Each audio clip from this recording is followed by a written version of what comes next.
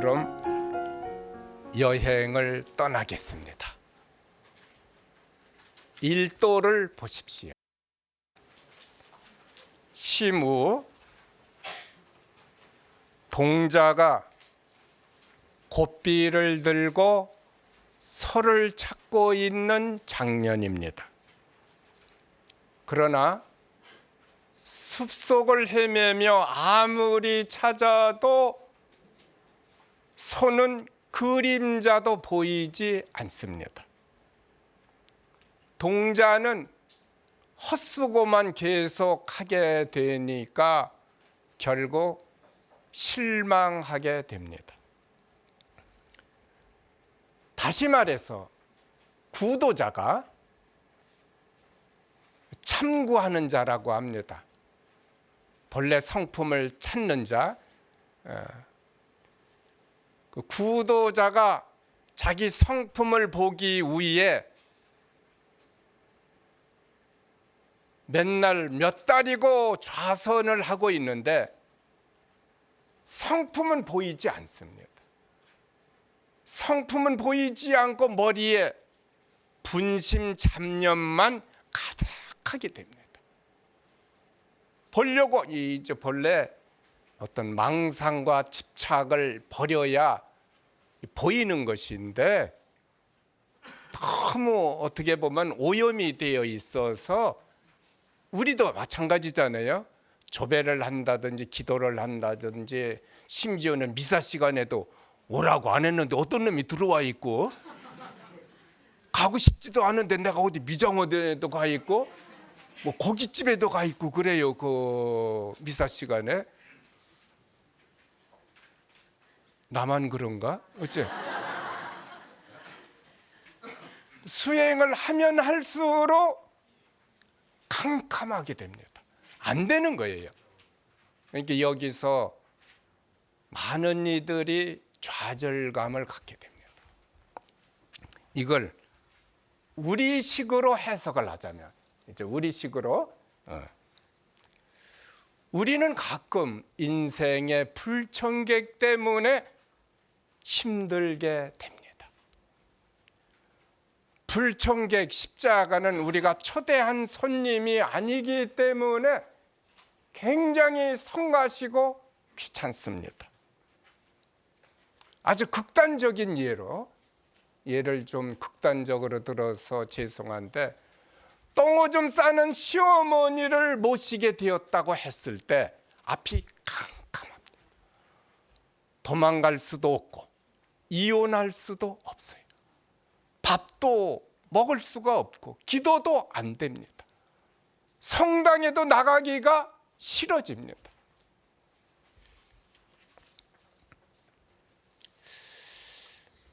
이처럼 십자가는 그야말로 우리식으로 십자가가 나를 찾아온다는 것은 재수 없지만 그러나 거기에는 무언가가 있습니다. 이 바오로 사도가 이걸 아주 깊이 깨달았어요. 성경에 보면 나무에 매달린 자는 하나님께 저주받은 자다라고 나옵니다. 신명기 21장 23절. 바오로가 봤을 때 예수는 저주받은 자예요. 왜 저런 자를 메시아라고 그리스도라고 믿고 있는가? 역겨운 것이에요. 그래서 저주받은 자를 메시아라고 믿는 그 그리스도 신자들을 잡아서 감옥에 가둡니다. 이건 신이 자기에게 주신 소명입니다.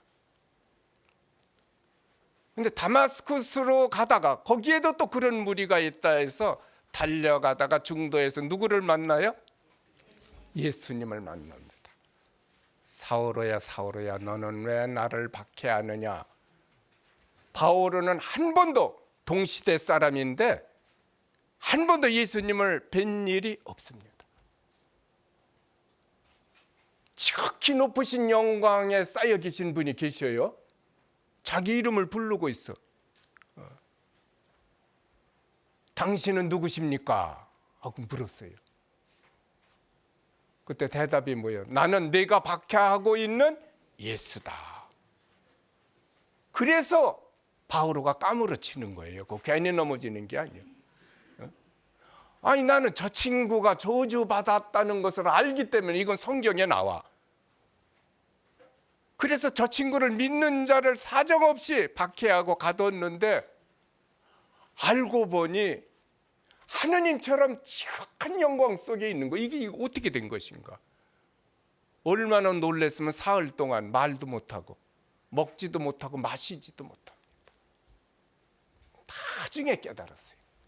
아, 저분이 십자가를 짊어져서 저주받은 게 아니라 우리가 받아야 할 저주를 저분이 대신 몽땅 다 짊어지고 가셨구나. 그래서 예수님이 오시기 전에는 십자가는 저주였어요.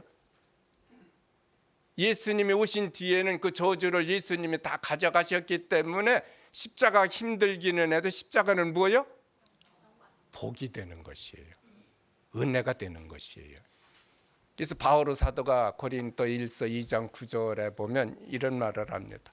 눈으로 본 적이 없고 귀로 들은 적이 없으며 아무도 상상조차 할 수 없는 일을 하느님께서는 당신을 사랑하는 사람을 위하여 마련해 주셨다. 이것이 천지창조 이전부터 갖고 계셨던 하느님의 심오한 지혜입니다. 예수님의 십자가를 말하지만은 우리도 마찬가지입니다. 이를테면 하느님께서는 누군가가 너무 이뻐요. 그래서 아무도 모르게 그 사람 안에 보물을 담아주시는데 그 보물의 포장지가 뭐라는 거예요? 십자가라는 것이요. 그러니까 옆에서 볼 때 저 여자는 벌 받았어. 전생에서 죄가 많은 여자예요. 이렇게 속아버리는 거예요.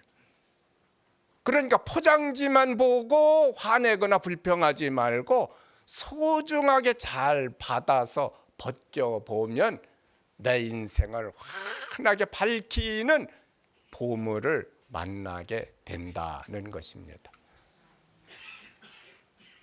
알아들으시겠어요? 우리가 믿는 하느님은 아까 안 보인다고 그랬죠? 안 보입니다. 안 보이는데 안 보이는데 참 답답해요. 믿고는 있어도. 그런데 이놈 불청객 때문에 더 안 보입니다. 하느님이 진짜 계신가 안 계신가? 하느님은 사랑이시라는데 이 말이 맞는가 틀리는가? 이놈 때문에 헷갈려가지고 기도도 하기 싫고 나가기도 싫어요. 그럼 그 하느님을 볼 수 있는 기회가 온 거예요. 이제 비로소. 어떻게 하면 볼 수 있어요?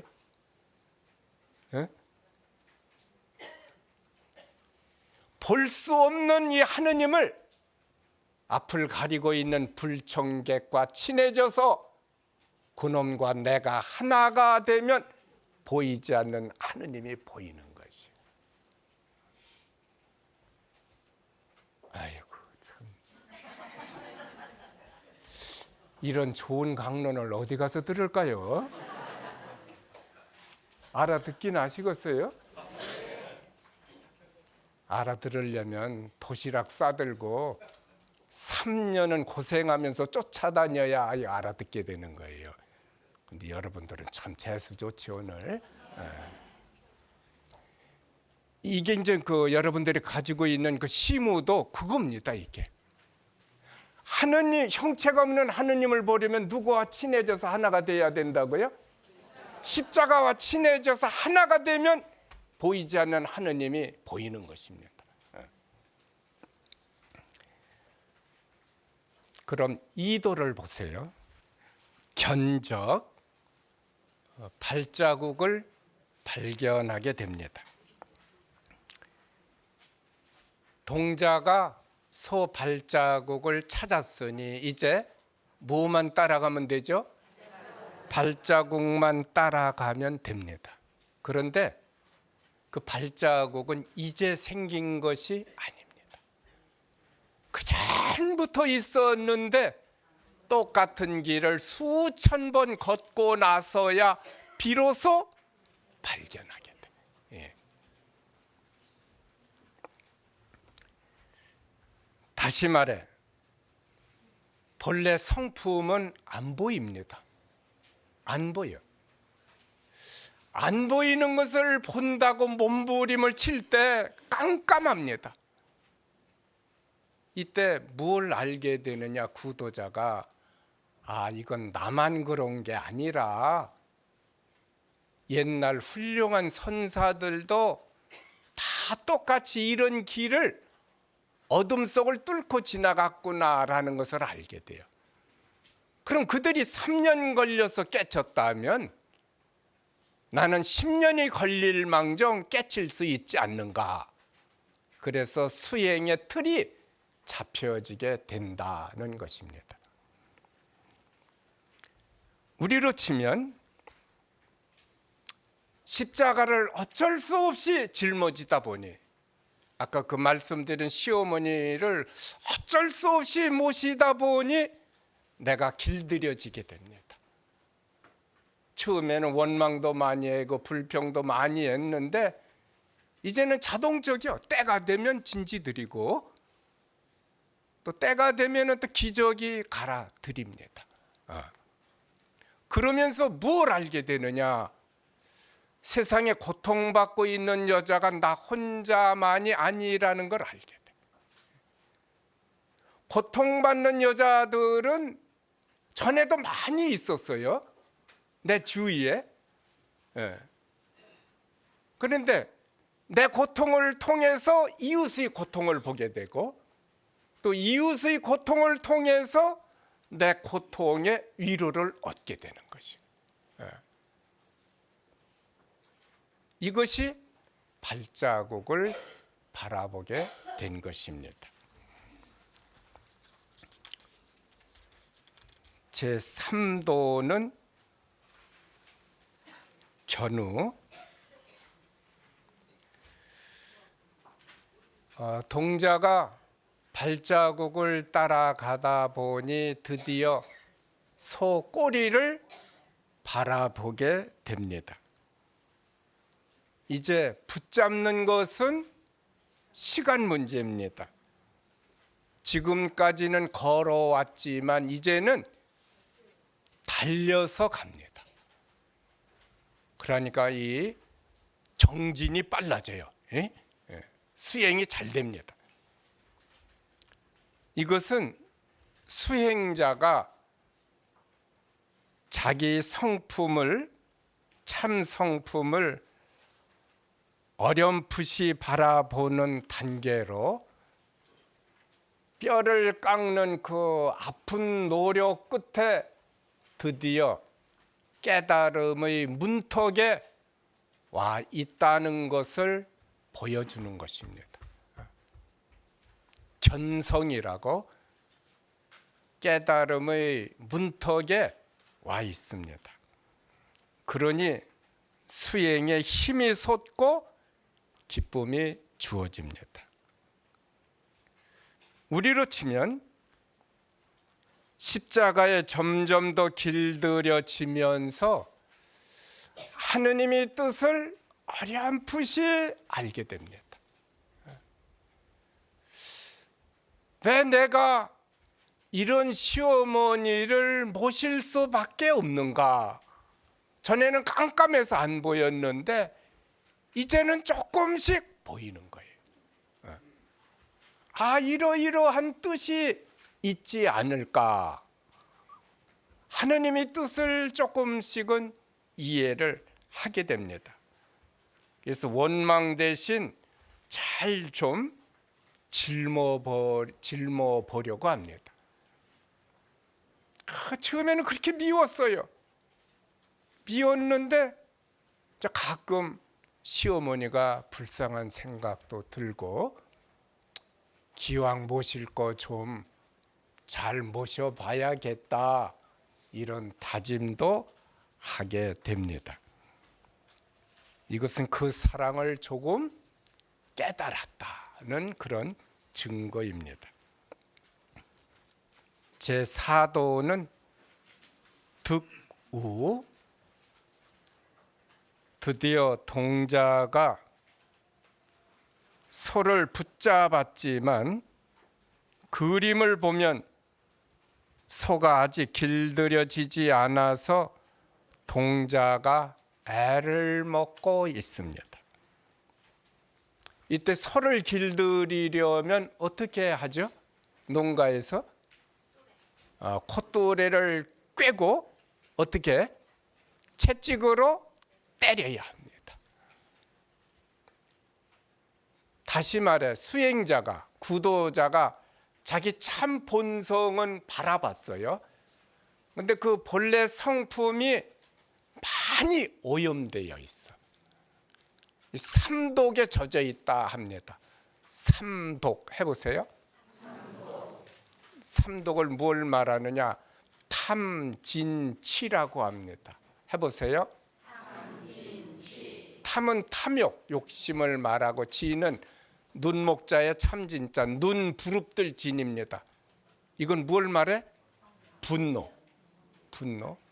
욕심과 분노와 치는 뭐예요? 어리석음. 깨닫기는 했는데 본래 성품이 이렇게 오염이 되어 있어. 그래서 소가 새카맣습니다. 지금 그 오염이 되어 있으면 이것을 어떻게 해야 돼? 벗겨야 됩니다. 이것은 이제 불가에서는 거기는 윤회라고 하잖아요. 이건 이승에서 생긴 것이 아니에요. 수십 생을 살면서 젖어온 것이요. 전승된 것, 습기라고 합니다. 그래서 이것을 지우려면은 고행과 또 어려운 일, 난행이 필요합니다. 깨닫기는 했지만 지금까지도 힘들었지만 어떤 의미에서는 지금부터 시작인 것입니다. 우리로 치면 십자가와 긴 투쟁을 하면서 하느님의 뜻은 확실하게 깨달았습니다. 하느님의 뜻은 잘 알게 됐어요. 그런데 어떻다는 거죠? 누구 뜻대로 살고 싶어? 알기는 아는데 이제 머리로서는 이제 알았어요. 이 시어머니를 모시게 된 것이 하느님이 심오하신 뜻이었구나라는 것은 알게 되었어. 그런데 마음은 여전히 내 뜻대로 살고 싶어요. 왜 하필 남과 다른 동서들도 있는데 이것이 안 없어지는 것입니다. 그러니까 미안하지만 단련과 더 단련돼야 돼. 더 수양이 필요합니다.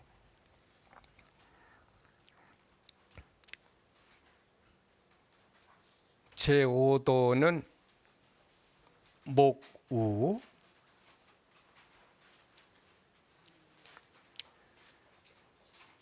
사납게 날뛰던 소가 길들여졌기에 이제는 동자가 잠을 자도 소는 도망가지 않습니다. 그러나 뭐가 이상하죠? 소 색깔이 반만 하얗습니다. 이것은 아직도 닦아야 할 삼독이 부분적으로 남아 있다는 것입니다. 그러니까 다 벗겨내야 돼. 자신을 완전히 내려놔야 됩니다. 이게 안 되면 다시는 이 자리까지 다시는 못 오는 거예요. 철저하게 비워야 됩니다. 우리로 치면 내 뜻대로만 살려고 하는 마음이 많이 없어지면서 십자가에 대한 보람과 기쁨을 얻게 됩니다. 그러나 아직도 부족하고 어떻게 해야 되느냐? 십자가와 내가 어떻게 해야 된다고 그랬죠? 하나가 되어야 합니다. 하나가 되어야 투쟁이 끝납니다. 하나가 될 때까지 정진해야 돼. 다시 말해, 시어머니 모시는 것이 재미도 있고 보람도 있고 칭찬도 듣고 있지만, 그래도 여전히 저 밑바닥에는 얼른 돌아가셨으면 이것이 남아있어요. 요것까지 없어져야 돼. 참 어려운 일이죠. 요것까지 없어져야 돼.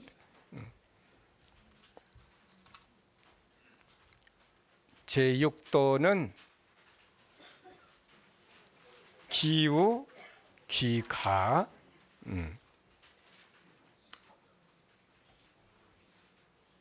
누가 뭐를 탔죠?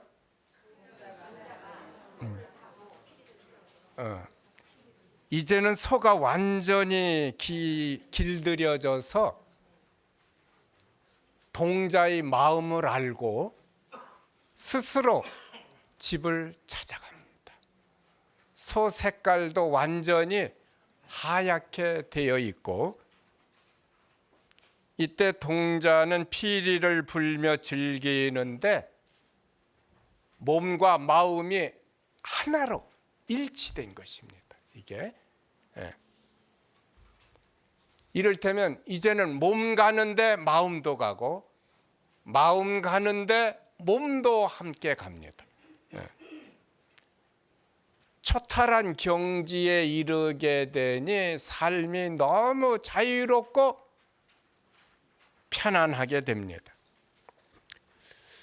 우리로 치면 그동안 십자가를 짊어지느라 고생 많이 했지만 하느님의 사랑을 완전히 깨닫고 나니 이제는 내가 십자가를 짊어지는 것이 아니라 십자가가 나를 짊어지고 갑니다. 그러니까 삶이 너무 가벼워요. 너무 편안하고 자유롭습니다.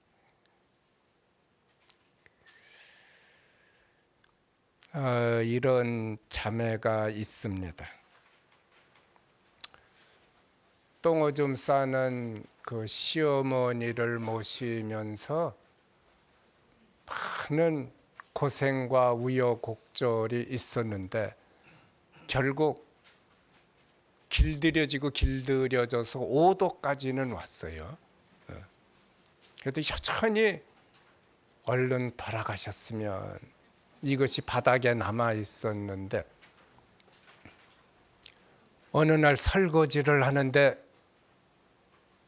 뒤가 조용하더래요.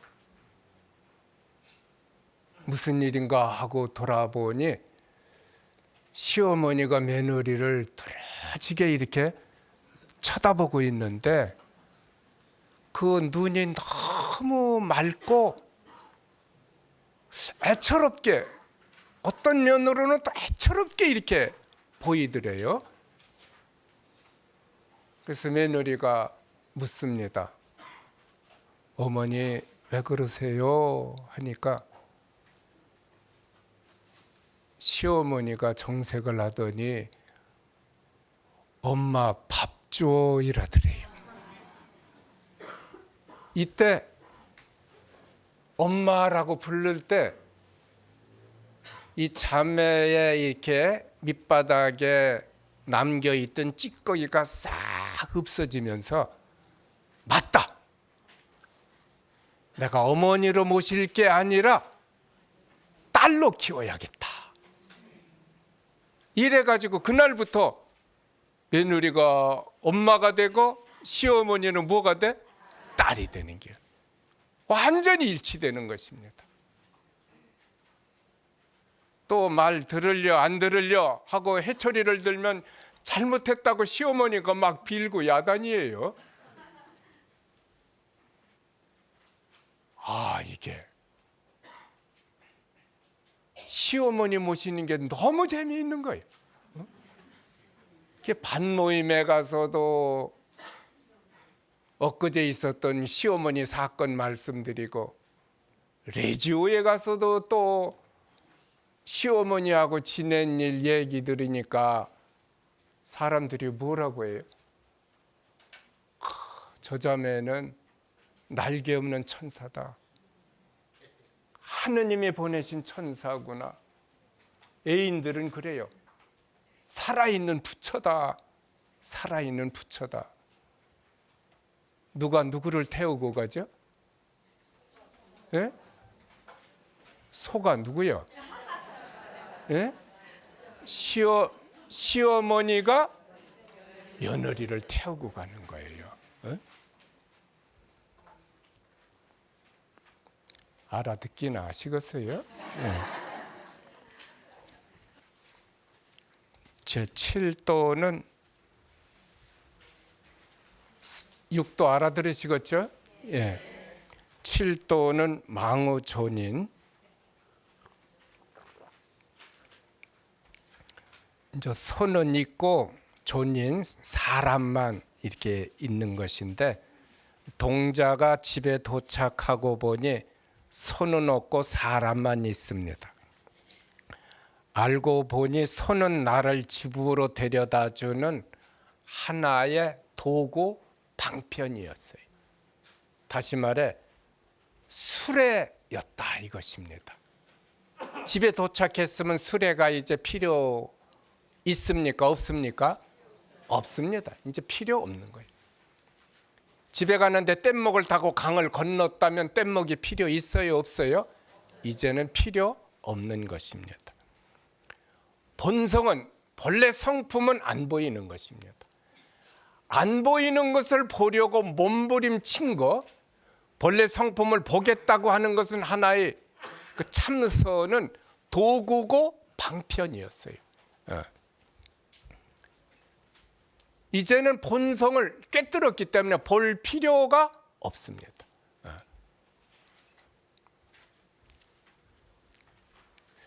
여기서 고향집은 나 자신의 근원을 말합니다.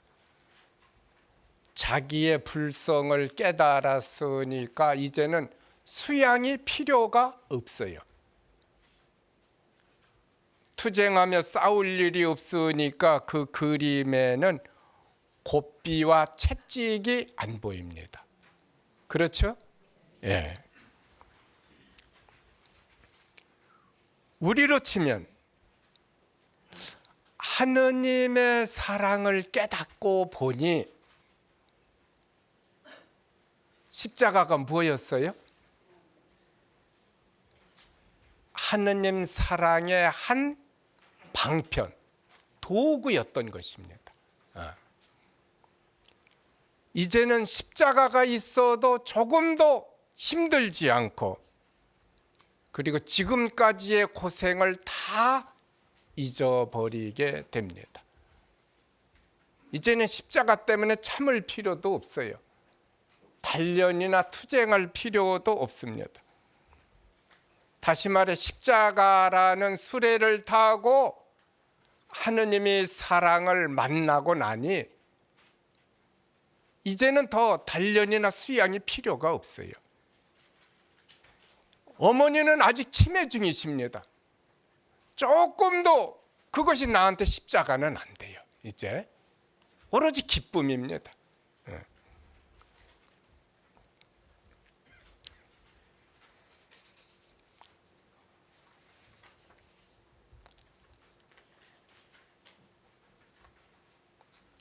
아까도 말씀드렸지만 바오로는 이것을 아주 깊이 깨달았기 때문에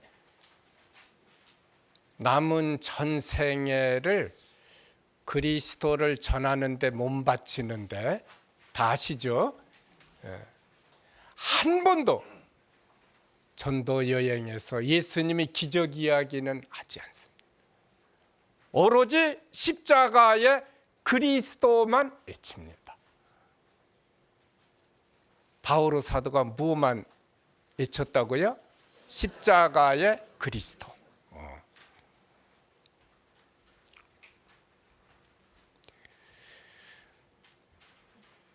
하느님의 사랑이 큰 사람일수록 십자가가 큽니다.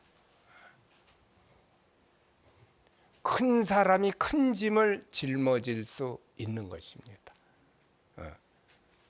세상 사람들은 팔자가 사나워서 그래, 전생에 죄가 많아서 그래 이라는데, 그 십자가는 감추어진 지혜입니다. 짊어질 수 있으니까 하느님께서 허락하시는 거예요. 집에서도 마찬가지입니다.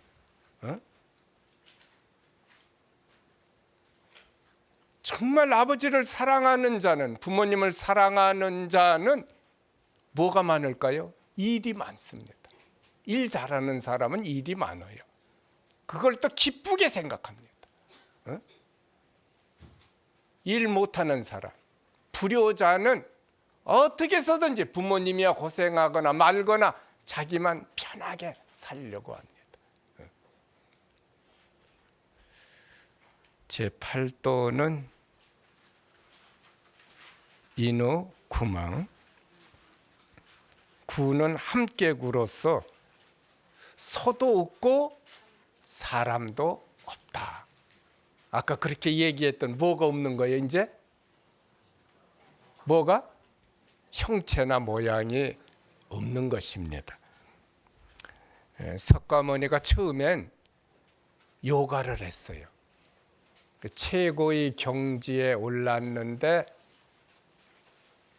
오르고 보니 이건 자기가 원한 도가 아니었습니다. 이번엔 설산에 올라가, 눈 쌓인 깊은 산에 올라가 6년 동안 매일 마른 과일 하나씩만 먹고 고행을 합니다. 그때 가끔 희열도 느끼기는 하지만 다시 제자리로 돌아오게 돼. 그래서 이것도 아니다 해서 6년 만에 산에서 내려옵니다. 그래서 영양을 섭취한 다음에 참선을 하는데, 겐지스 강변에서 보리수 밑에서 어느 날 새벽별을 보고 깨닫게 됩니다. 석가모니가 깨달은 것이 무엇이냐? 따라서 하세요. 연기의 본성은 공이다. 이 말은 무슨 뜻인가 하니, 존재하는 모든 것은 인연에 의한 것인데 이게 결국은 공이라는 것이요. 공. 이게 이제 반야심경에서는 색즉시공으로 나옵니다. 거꾸로 해도 돼요. 공의 본성은 연기다. 이것을 좀 있는 것 같지만 없는 것이고, 없는 것 같지만 또 어떤 거예요? 있는 것이다. 이제 쉽게 얘기해서 바닷물이 있어요. 햇볕을 받아서 물이 증발하고 보니 뭐가 나와요? 없던 것이 나옵니다. 이게 이제 공즉시색이야. 공의 본성은 연기다. 아, 소금이 나오는데 얼마 후에 비가 오니까 또 어떻게 돼요? 없어집니다. 이게 색즉시공, 연기의 본성은 공이다. 이런 것입니다. 팔도를 우리식으로 표현하면, 하느님이 사랑을 깨닫고 나니 이제는 내 뜻이 아니라 오로지 누구 뜻대로 살게 돼요? 하느님이 뜻대로만 살게 돼. 나라는 존재는 있는데 내 안에는 나가 없어요. 누가 있어? 그래서 바오로 사도가 이렇게 외칩니다. 갈라디아서 2장 19절 20절인데, 나는 그리스도와 함께 십자가에 못 박혔습니다. 이제는 내가 사는 것이 아니라 그리스도께서 내 안에 사시는 것입니다. 내가 못 박히고 나니, 십자가와 하나가 되고 나니 내 안에는 이제 내가 없어요. 누가 계셔? 그리스도만이 사시는 거예요. 하느님만이 사시는 것입니다. 이걸 이렇게 말할 수 있습니다. 갑돌이가 갑순이를 정말 사랑한다면 갑돌이 안에 갑돌이는 없고 누구만 있어요? 네. 24시간 갑순이가 존재합니다. 밥 먹을 때도 잠잘 때도 심지어는 기도할 때도 갑순이만 있어요. 그 갑순이를 위해서라면 시간도 아깝지 않아. 돈도 아깝지 않습니다. 갑순이를 위해서 나를 버리는 것이 행복이에요.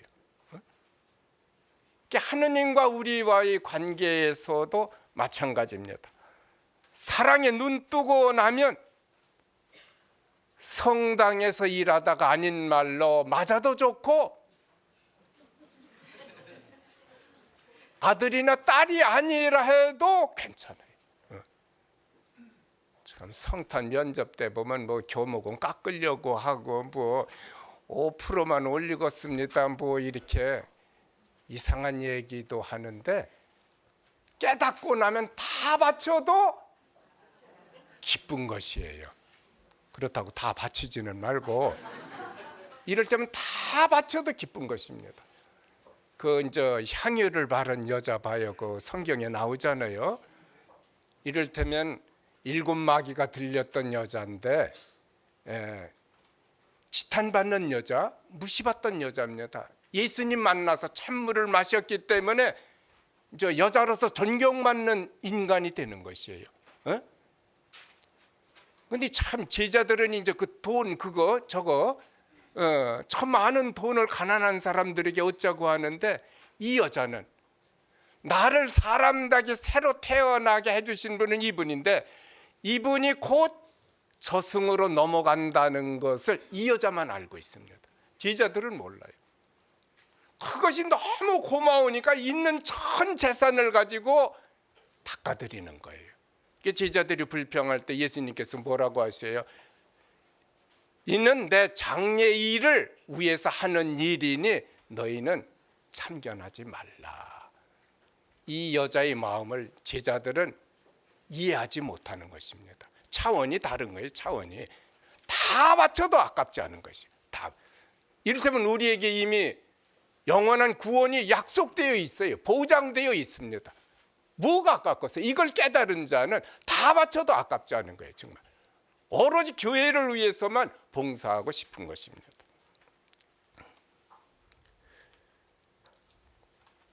내가 완전히 깨지고 나니 오로지 그 사랑만이 내 안에 넘치게 됩니다. 제9도 반번 환원 본래의 자리로 돌아옵니다. 깨닫고 나자 사물의 본래 모습을 바라보게 됩니다. 깨닫기 전과 깨달은 후의 사는 변함이 없이 똑같습니다. 그러나 뭐가 달라졌죠? 산과 물을 바라보는 눈이 달라진 거예요. 흔한 말로 산은 산이고 물은 물이 된 것입니다. 이게 무슨 말이냐? 다시 갑순이 얘기를 하자면 갑돌이가 갑순이를 처음 만났을 때는 크게 예쁘지도 않고 그저 평범했습니다. 뭐 저런 여자라면 있어도 되고 없어도 되고 상관이 없어요. 그런데 한번 사귀고 나니 심성이 너무 곱습니다. 어렸을 때부터 고생도 많이 했지만 인내와 지혜로서 잘 견뎌낸 것을 알게 됩니다. 저런 여자라면 평생을 함께 했으면 좋겠어요. 갑돌이는 비로소 갑순이를 바라보게 되는 거예요. 그 갑순이는 조금 더 변한 게 없습니다. 사귀기 전이나 사귄 후나 아무 변한 게 없지만은 이제 갑순이는 갑돌이의 삶의 의미가 되는 거예요. 갑돌이 안에는 온통 갑순이뿐입니다. 갑순이는 갑돌이에게 소중한 여자가 되고 갑돌이도 갑순이에게는 없어서는 안 될 소중한 남자가 됩니다. 이게 바로 갑순이는 갑순이가 된 것이고 갑돌이는 갑돌이가 된 것이에요. 설명이 부족한데 알아들으시겠어요? 그게 그놈이고 이게 이 여잔데, 알고 보니까, 사귀고 보니까 참으로 알게 되는 거예요.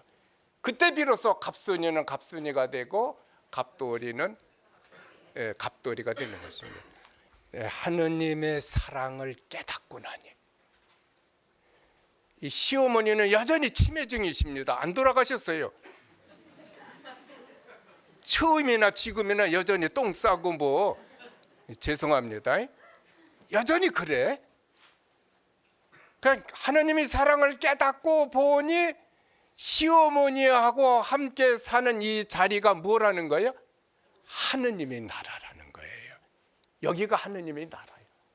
하늘 위에 있고 뭐 성당에만 있는 것이 아니라 치매 중인 시어머니와 함께 살고 있는 이 자리가 알고 보니 하느님의 나라라는 것이. 깨닫기 전에는 삶의 자리가 지옥도 되고 연옥이 되었습니다. 어디론가 도망가고 싶었고 있는 자리에서 숨고도 싶었어요. 그런데 힘들었던 그 자리가 나를 너무 행복하게 합니다. 이제는 도망가고 싶었던 바로 그 자리가 내가 그렇게 들어가고 싶었던 하느님의 나라였어요. 이제는 지금 여기가 하느님의 나라입니다. 하느님의 나라는 어디에 있다고요? 지금 여기 있는 거예요. 제10도 입전수수, 전자는 그 전방이라는 전자입니다. 깨달은 자는 고통받는 중생들을 저절로 돕게 됩니다. 그러니까 깨달은 자는 저작거리, 시장 바닥에 나가서 욕심 부리며 싸우는 자들, 또 뭐 소리 지르는 자들, 어리석은 자들을 가서 교화시켜 준다라는 것입니다. 10도를 우리로 치면 하느님의 사랑을 깨달은 자는 누가 시키지 않아도 십자가 때문에 고통받고 있는 자들을 어떻게 하게 되죠? 도와주게 되는 거예요. 도와주라고 안 해도 시간이 없고 바쁜데도 찾아가서 도와주는 거예요. 왜 도와줄까요? 그게 기쁨이고 행복이 됩니다. 깨달았기 때문에.